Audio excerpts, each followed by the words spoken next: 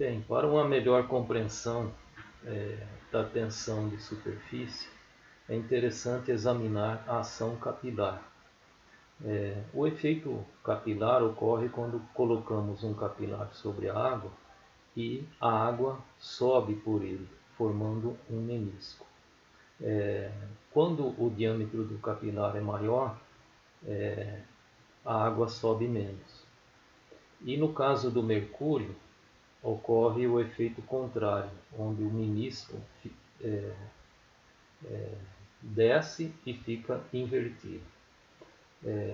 Esse fenômeno é governado por dois tipos de força, pelo balanço de dois tipos de força: as forças de aderência e as forças de coesão.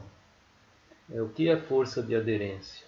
Seria as forças resultantes da interação da água com o material do vidro, por exemplo.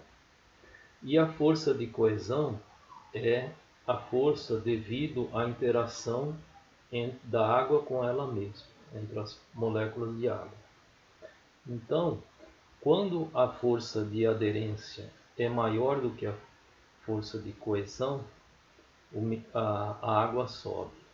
E quando o inverso ocorre, o líquido desce.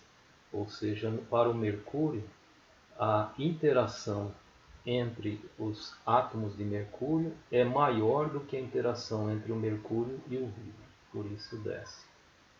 Então, na tensão superficial, ocorre que a água vai subindo, tem capacidade de subir pelo vidro, porque ela vai em busca da superfície do vidro.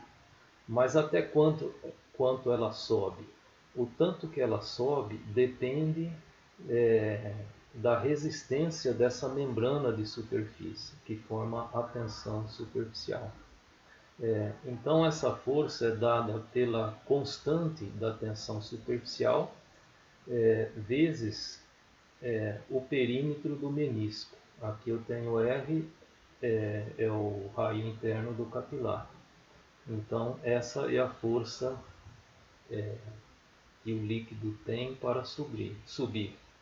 Então ele sobe até que o igualar ao peso do volume de líquido deslocado, de modo que com o efeito capilar eu posso determinar a tensão superficial da água, por exemplo, ou de outro líquido.